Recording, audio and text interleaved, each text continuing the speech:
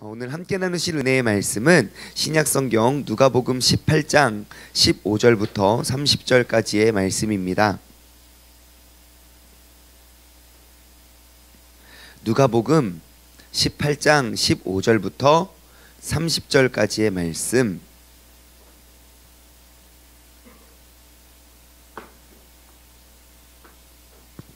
우리 한 절 한 절 교독하도록 하겠습니다.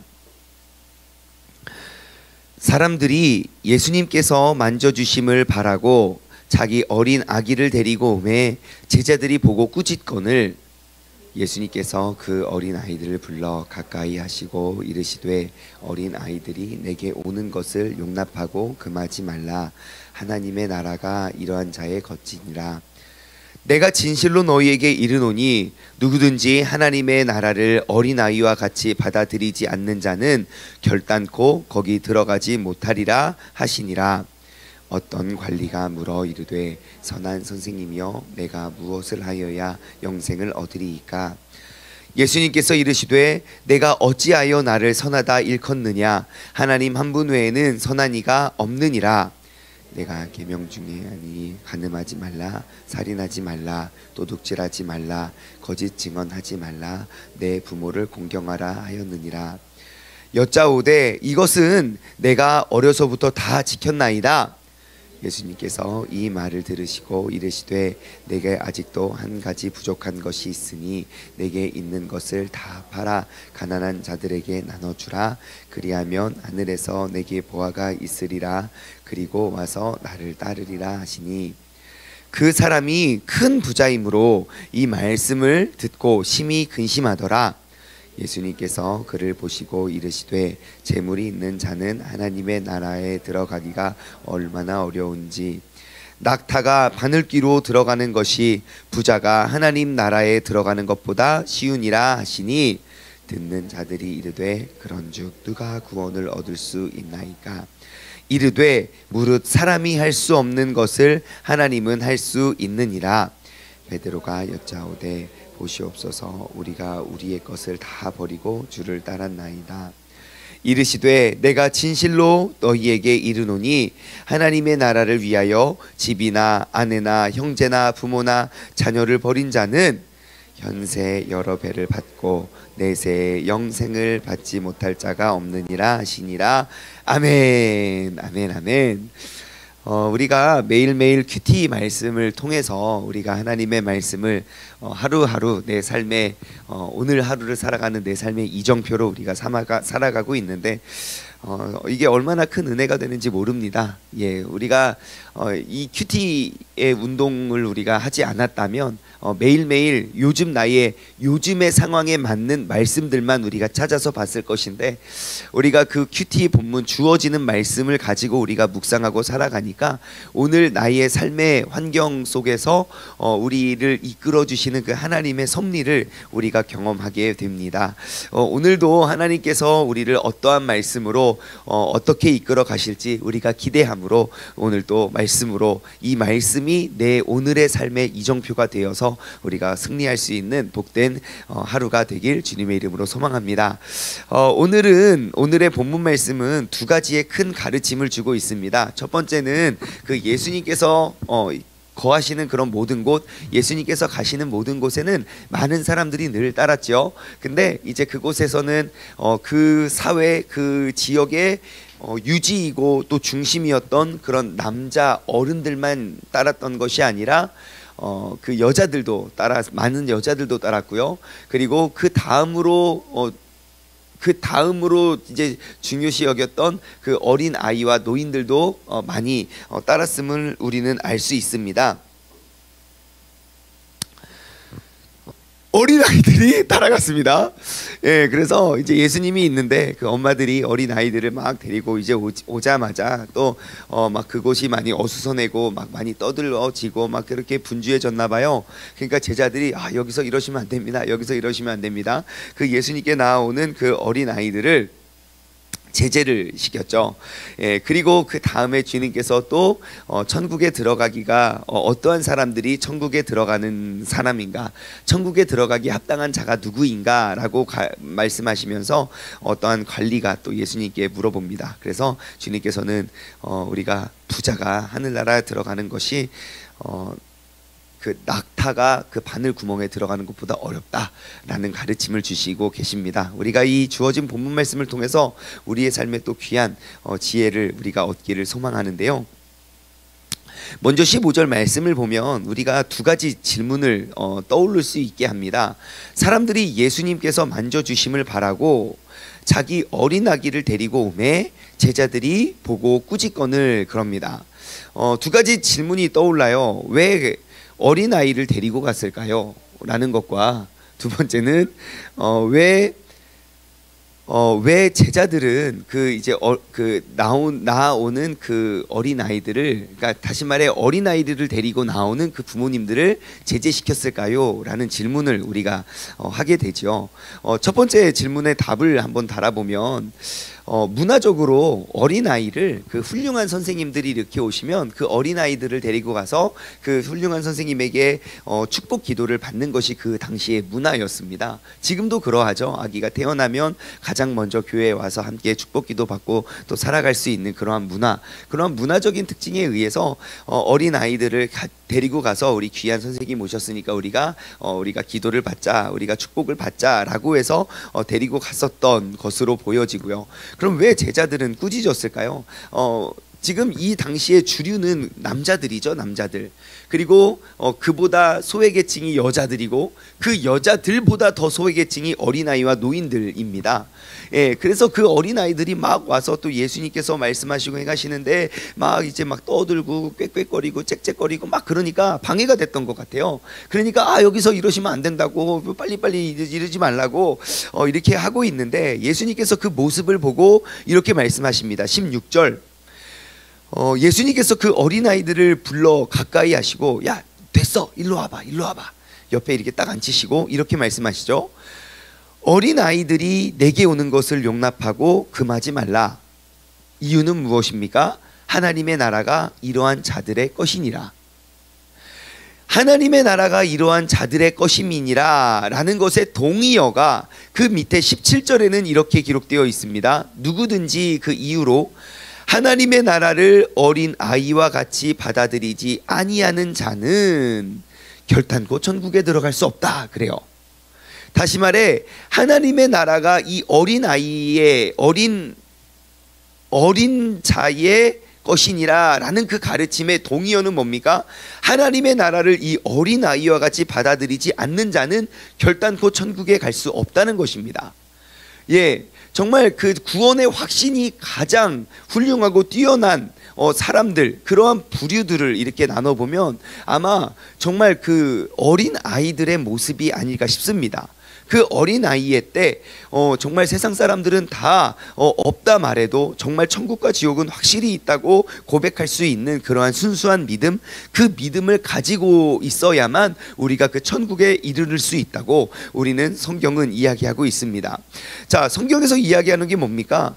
어린 아이를 주님께 데리고 나와야 된다는 것 아닙니까? 그 어린 아이와 같은 순수한 믿음과 그 순수한 신앙을 가지고 주님께 나와야 된다는 것입니다.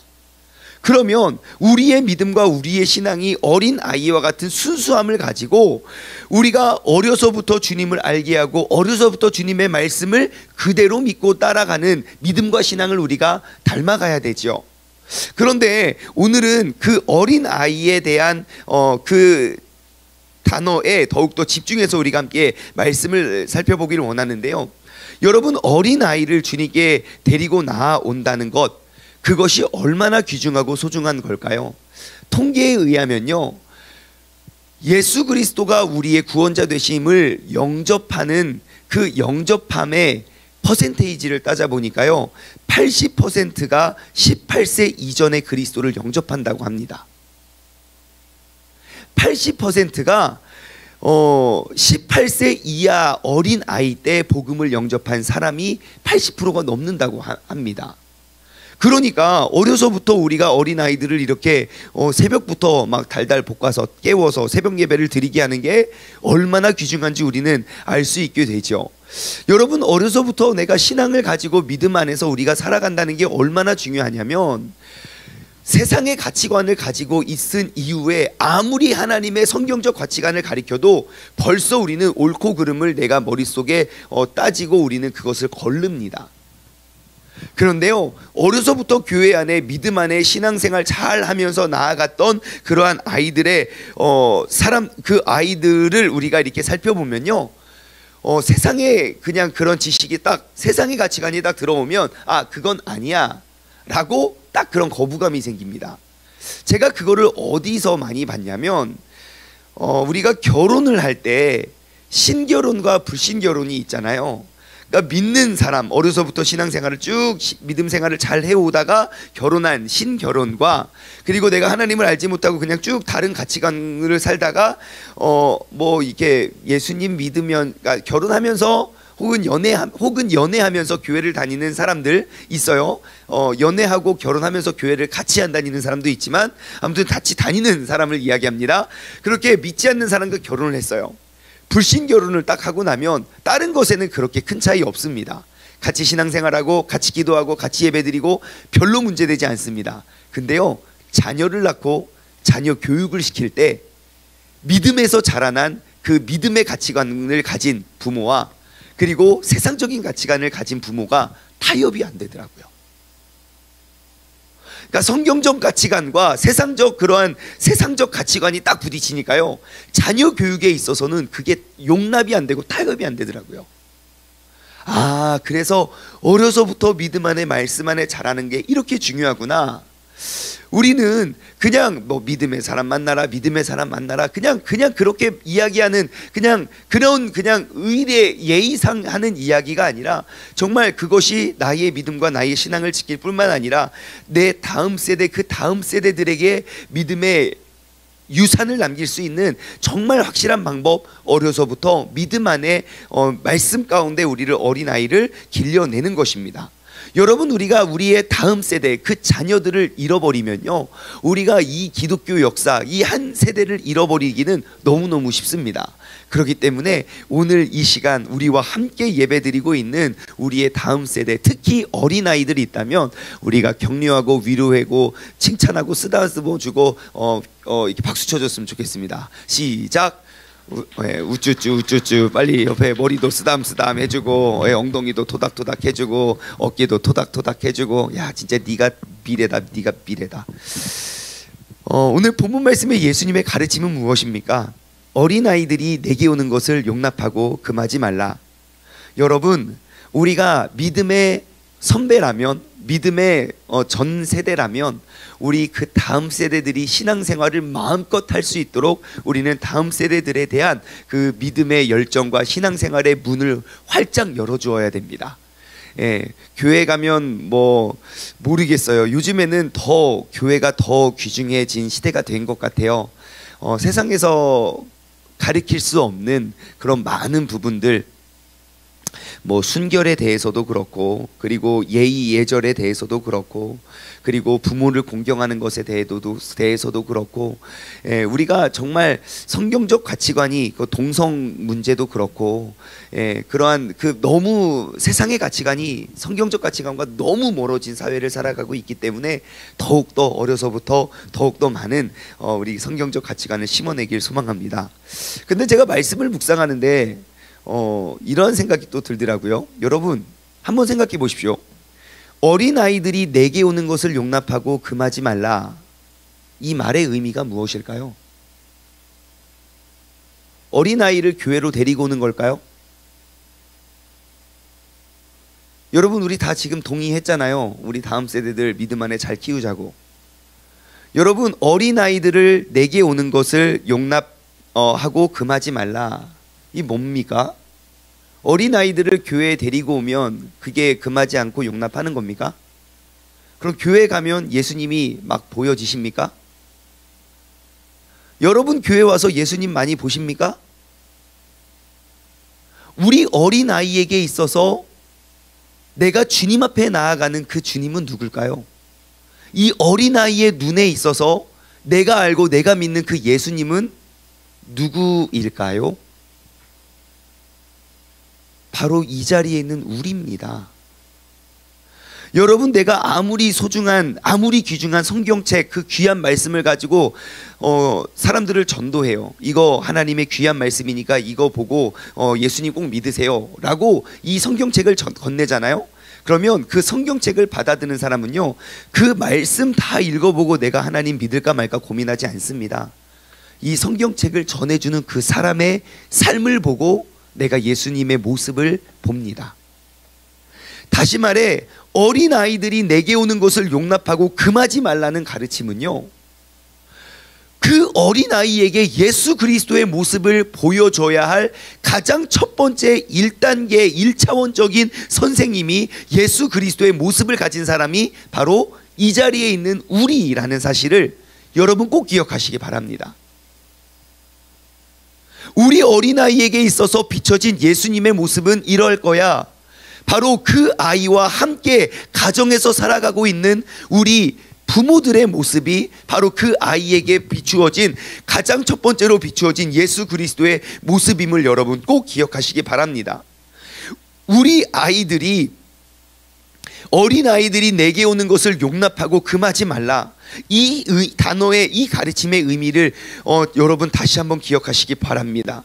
우리의 자녀들이 그리스도에게 오는 것을 용납하지 말고 용납하고 금하지 말라. 여러분, 내가 예수 그리스도의 모습을 삶으로 비춰지고 우리 아이들이 하나님을 더욱더 오해하지 않고 하나님을 더욱더 밝히 알고 온전히 이해하기 위해서 여러분, 내가 그 가정에서부터 내가 가장 많은 시간을 보내는 우리 아이들에게 예수 그리스도의 모습을 보여주고 비춰낼 수 있는 그러한 믿음의 자녀들 되시길 주님의 이름으로 소망합니다.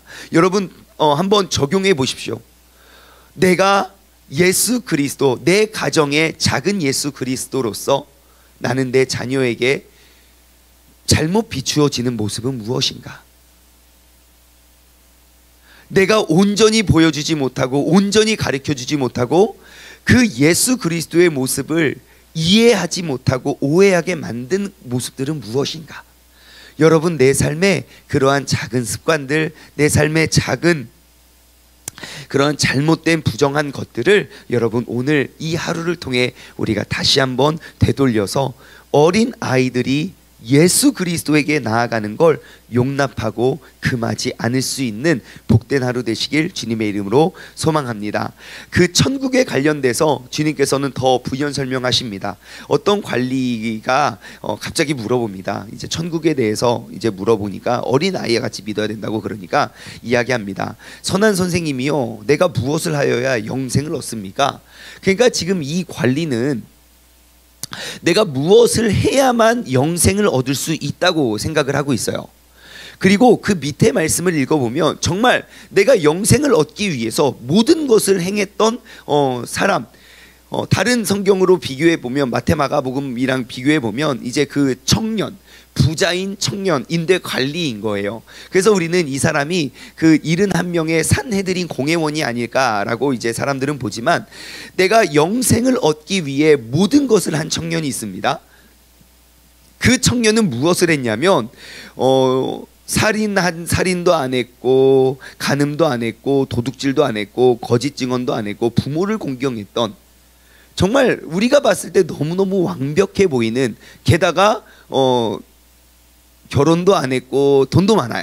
그렇죠? 이제 정말 우리가 이상하는 그러한 모습의 사람이 아닌가 싶은데요. 그 사람이 왜 그럼 그렇게 열심히 그런 것들을 다 지켰느냐? 하나입니다. 내가 영생을 얻기 위해서.